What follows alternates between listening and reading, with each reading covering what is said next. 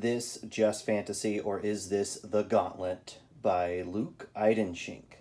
So I've already done one video about one of Luke's books of drawings, collected drawings, and I've talked about how much I like his work and what it reminds me of. It's great line art, and there are actually two collections of his drawings, and I will definitely be doing another video about his other book, maybe two, who knows.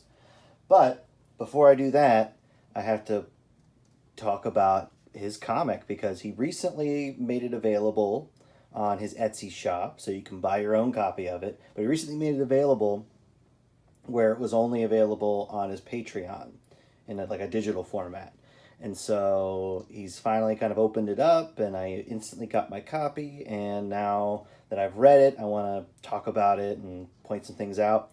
Now, I am going to leave things out because I want people to support him. He's a living, working artist, and I think that this is great work. And if it's something to your interest and something that you think you would like, definitely get your copy.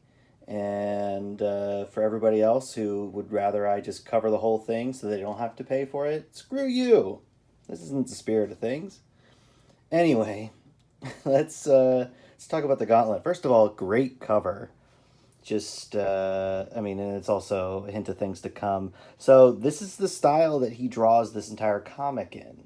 And it's like an interesting format. It's like a landscape format, but it's using his heavy line work, his kind of, I would say, like Franklin Booth or Bernie Wrightson like line work. Now, that can be a challenging art style to do a comic in, mostly because, it works really well in images like this, which are very iconographic, or at the very least, it's just a single image, and there's a lot of detail for you to pour over. Not that you can't do that kind of thing in comic, but there's just so many lines, it could very easily be very difficult to read, because you're trying to, tell a story, and most of the time you want to kind of be able to tell at a glance what's going on and everything, and you really can. That's like the real triumph of this book, which, let's just go ahead and open it up. Already we have a really great drawing here. This guy right here.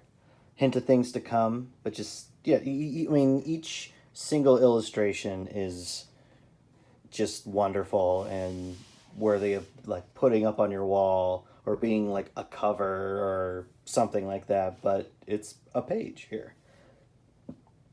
So what I was, hinting at is, I think your first image here got a warrior on a awesome looking kind of like dinosaurish beast, gigantic lance and a big shield, just packs and stuff all ready to go. And yeah, just in a great setup here. An ancient age beneath a dim and distant sun, the time has come. And so it's already a great setup. But what I want to point out on this first page is, so it's all drawn in his like very heavy line art, ink line style, but there is no confusion as to what the lines are meant to represent or what they're doing. And most importantly, he's able to build in distinct planes, as in he has much lighter marks here that are for indicating the background, but much heavier and even like solid blacks here for pulling stuff into the foreground. So there's a great designation there.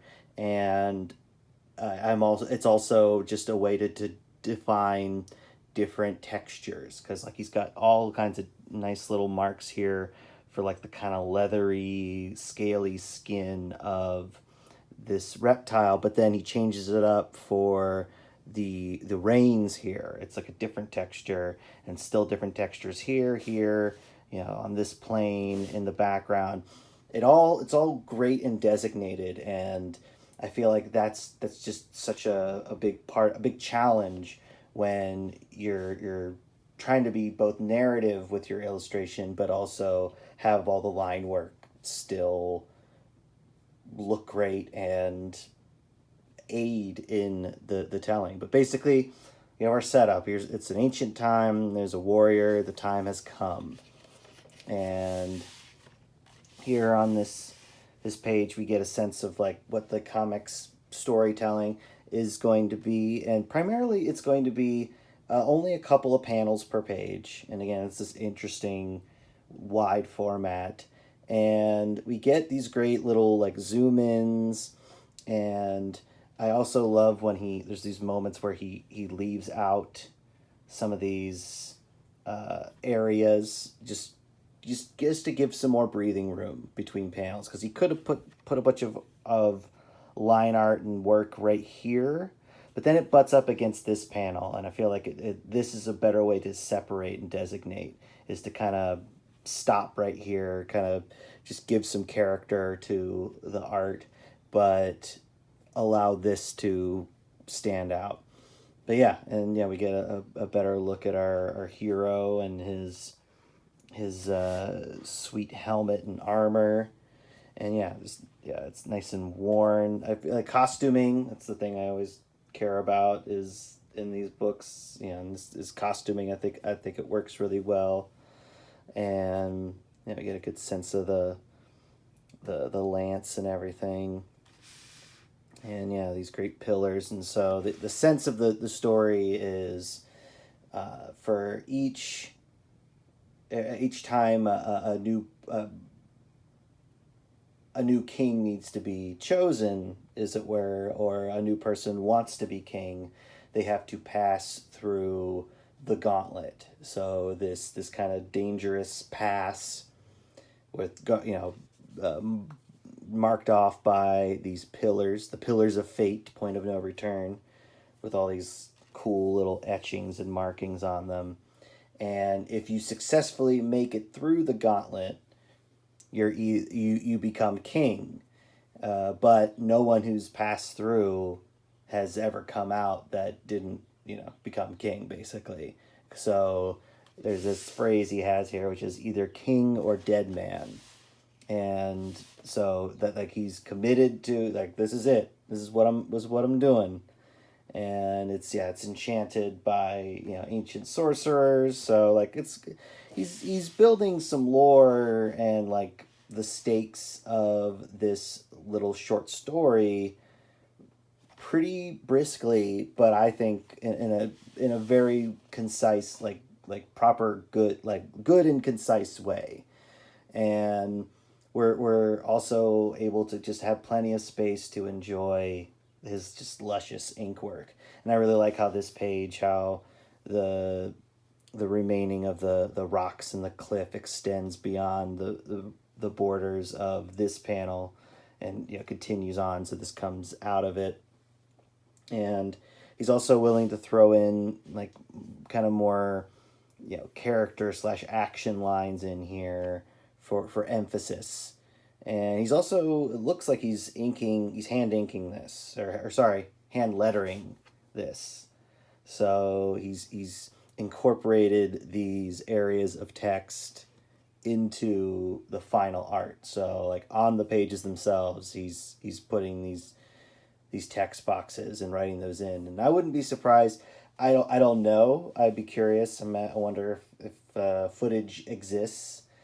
But I do expect most of the time when it comes to making comics, you want to know your text placement as early as possible, if not first.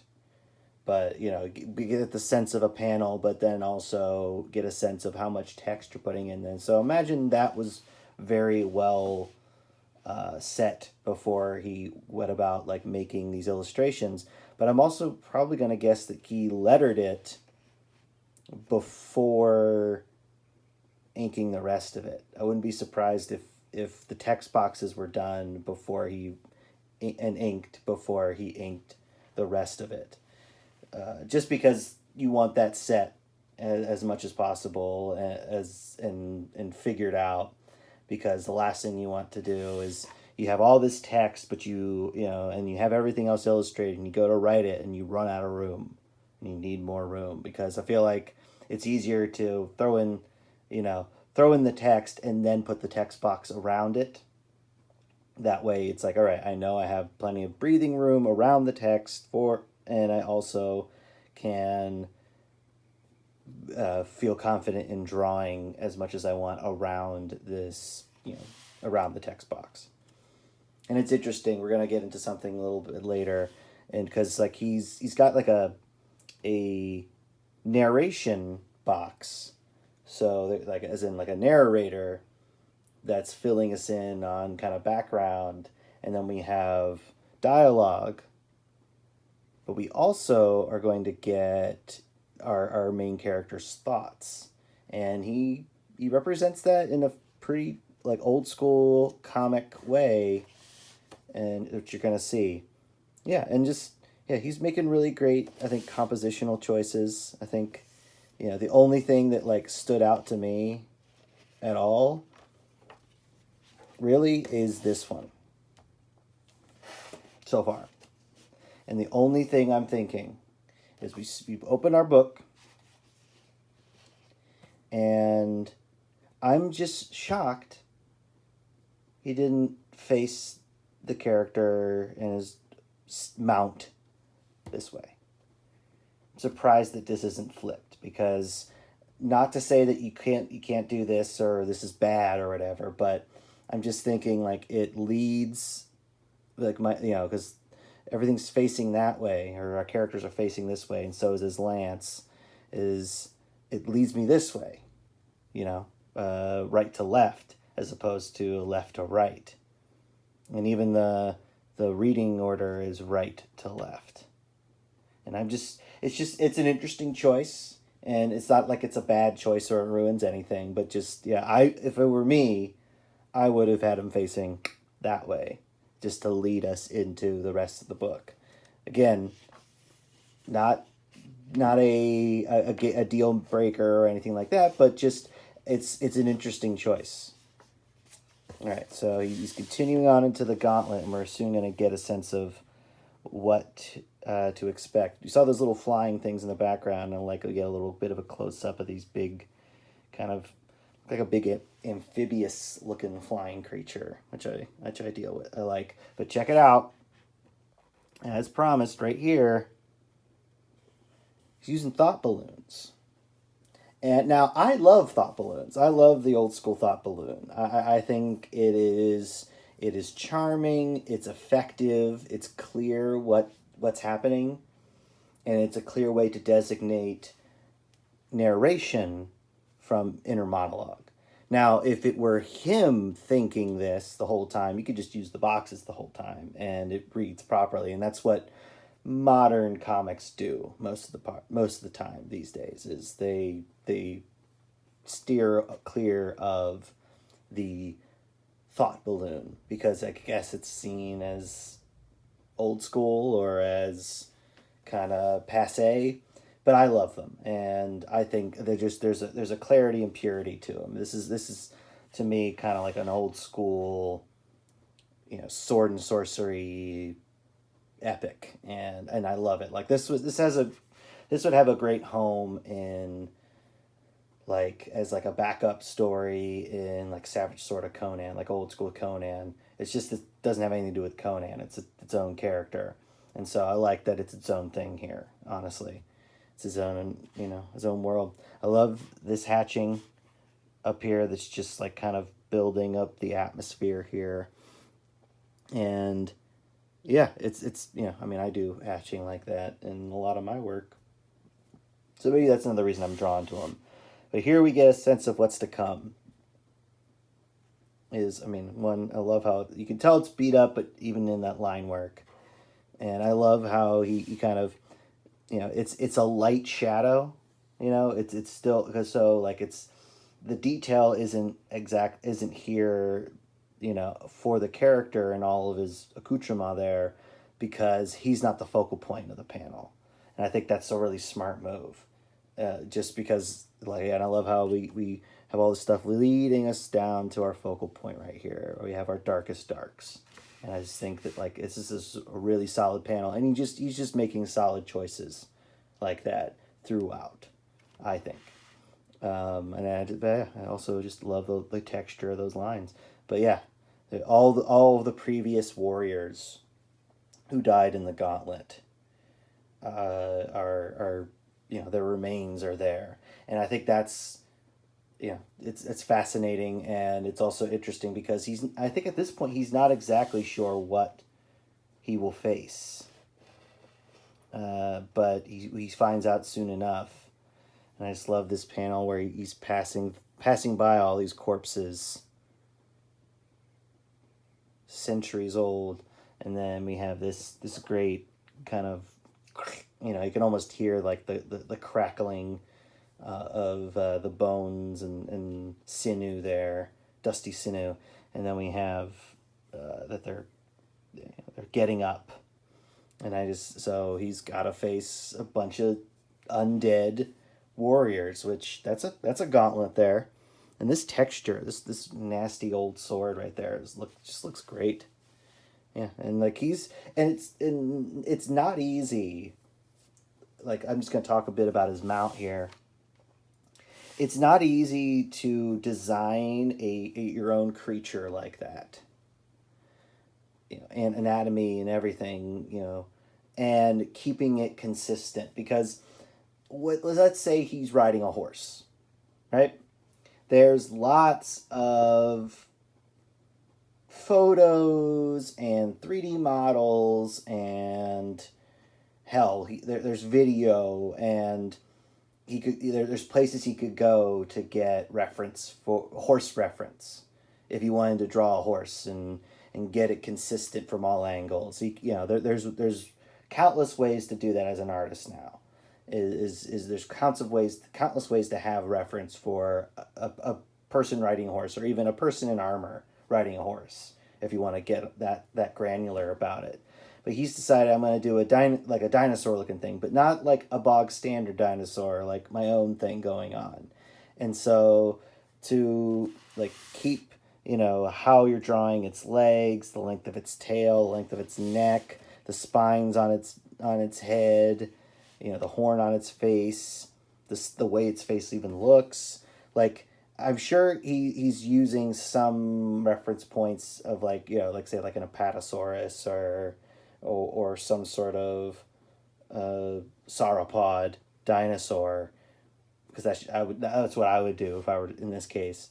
But it's still, there's a lot of like him trying to figure out and draw it in a way where it's consistent and believable in each panel. So that's something that I don't want to downplay or under praise, because I think he's just doing such an admirable job about it. And so here we get our first, big conflict here, because this isn't just a book of great, singular imagery. This is a great action book, I think. And so yeah, here he spots his the danger. I like this close up here, and of his eyes inside his helmet, and I love that, like, the kind of disintegration of the scales here to bleed into this panel. And again, it's a great way for separation. And I like that both he and his creature are reacting. And then here we have our undeads. And our undeads look amazing. And I have a feeling this guy likes drawing skeletons and like revenant zombie warriors like this. Well, one, because I do. And two, he just draws the fuck out of them, and I think they're great. And he gets to design armor and such for each one, and there's weapons and everything, and each one just feels so unique, and he's just killing it. And I don't know, like that to me is like, for me, when I'm doing something like this is the fun of it. Yeah. And I also love that this thing he's gotten up here on this dead lizard thing, and then the lizard thing gets up, and I just love the pale shadow over there, so that you know, he's back there, and the focal point though is up here. But yeah, this guy gets on his mount that's been dead for as long as he has. And I also love that these things are silent, you know, and which is, I think, creepy, you know, like, and I think it works.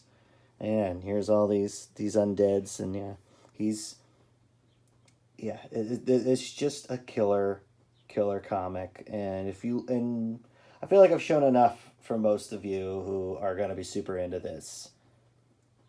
Yeah, you're going to want this. So definitely check out his Etsy. I'm linking to it in the description. You'll find it. So don't worry. I just hope he doesn't run out of copies, because this thing's awesome. Yeah, and also I was talking about how difficult it is to keep this kind of dinosaur thing consistent. That's with the skin on it. Now he's got to fucking draw a skeleton version of it, and I think that is really something, right? That is something that I a lot of respect for. You know, and he's doing stuff that I would do in that situation, where he's like kind of keeping some of the flesh on it, like it's still rotted, and you can still see like the rib cage and stuff like that. But he's covering up some of it because some of it's just labor intensive to draw and get consistent. And it's just a way of simplifying the form, just so the form isn't overly complicated. Because if that form's overly complicated, it's not going to be it's going to be unpleasant to even look at, let alone draw. And I love this little jousting competition between an undead warrior and his mount and our living warrior and his mount. And this is a great page, and just a show of things to come, because I think Luke is really good with his action. I think his action really reads well, and I think he keeps the images so, I mean, they're so detailed, but he knows when to pull back. Like, there's a little bit of line work in this panel, but he knows he needs to pull back just so we can laser focus on our two characters. And yeah, so like he has all the detail in the world, but he knows when to pull back for that big money shot. And I just love this. He just nails this guy in the face, ripping off his head, and I just, you know, I love that he got a little thing. The old stories tell that if the head is removed, the dead can no longer walk. And so it's George Romero rules. So it's George Romero rules. So it's, you know, you take the head off the zombie and the zombie's dead. And I think that's a safe bet, generally speaking, for zombies. So I fully endorse that. But I also love that the mount is a fucker too, and it chops off the end of his big long lance. So he only got one kill into this whole gauntlet before he loses the tip of his lance. And so now his mount, you know, there's this face off between his mount and the skeleton's mount. And I love, this sequence right here where it's coming in on him, and it keeps snapping off more of his lance.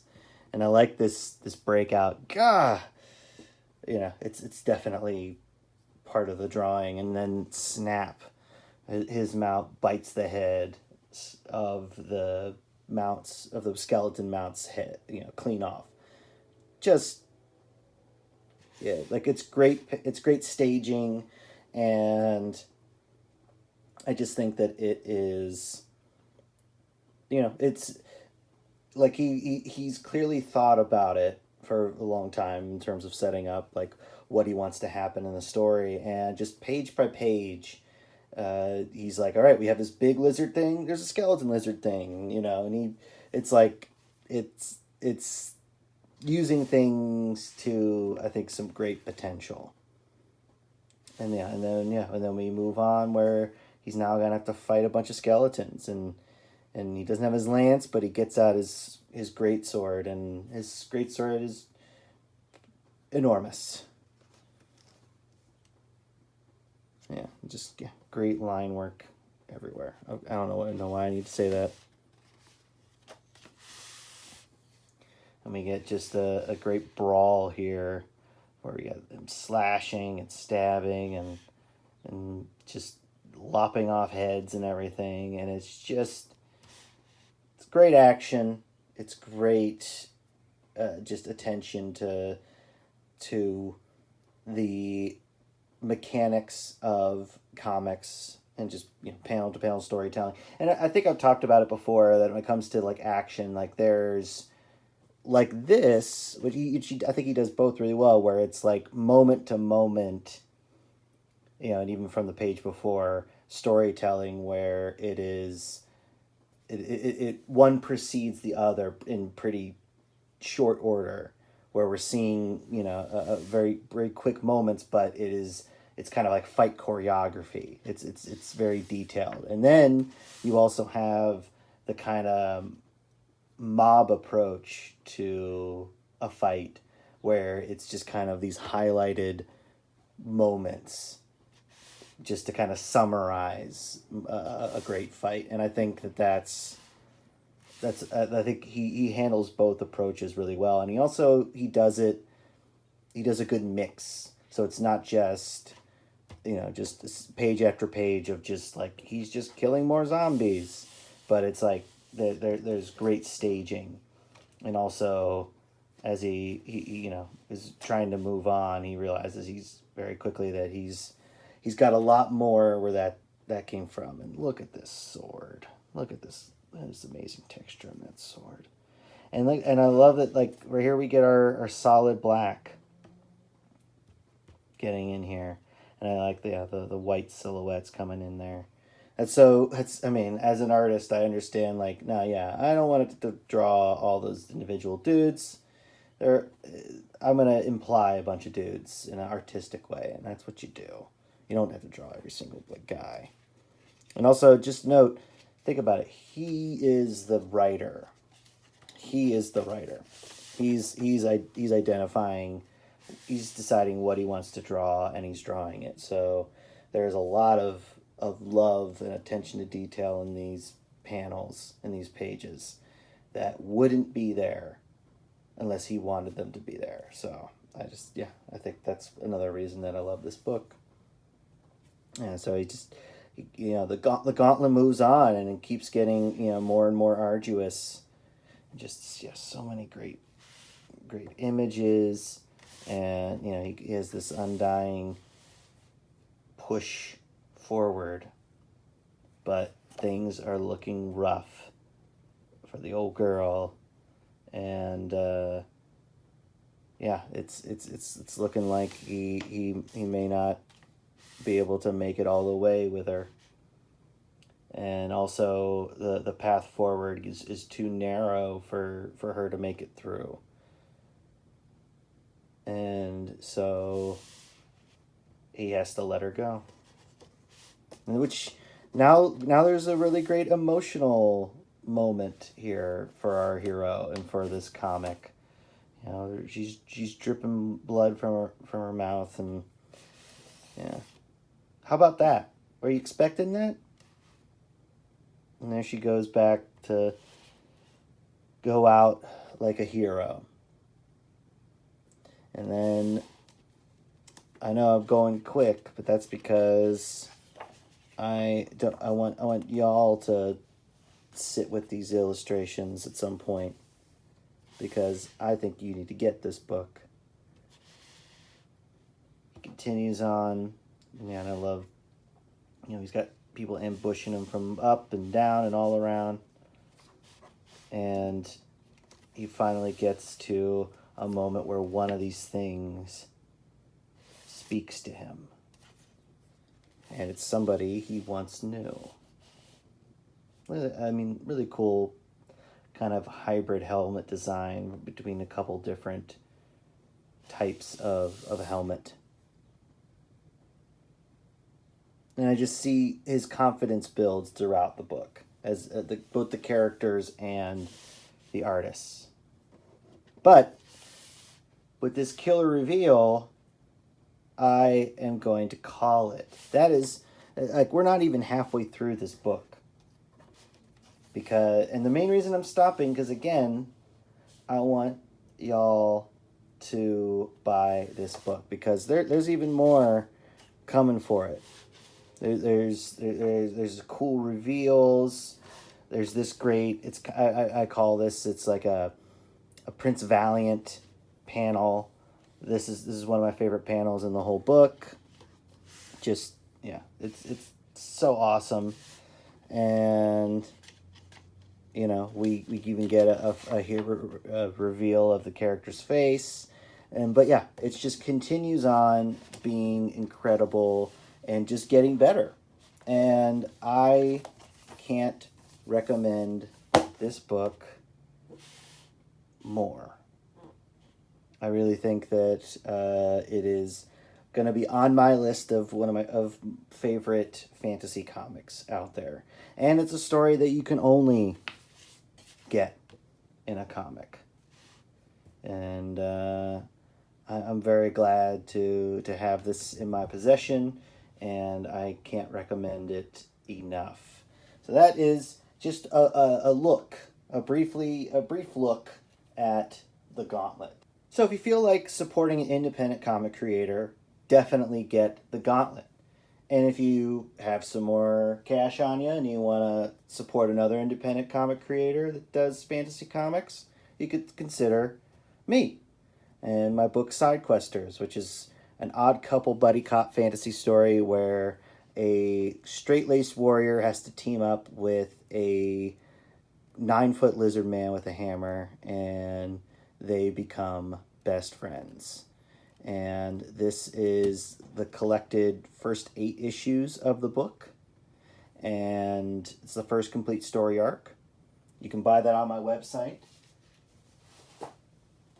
You can also buy my Haxan anthologies. These are dark fantasy stories about magic users, and this exists in the same universe as Sidequesters. In fact, many characters carry over.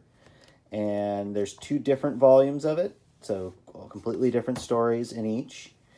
And they're like 60 pages each, so one has 3 stories, another one has 4 stories. And you can find these on my website.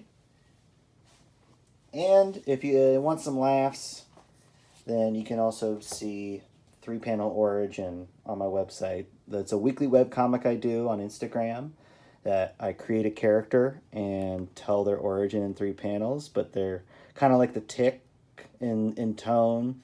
So, you know, they have like weird powers and awkward costumes, and yeah, it's a lot of fun. I've been doing it for 10 years. This collects the first 3 years in print format, if you like that.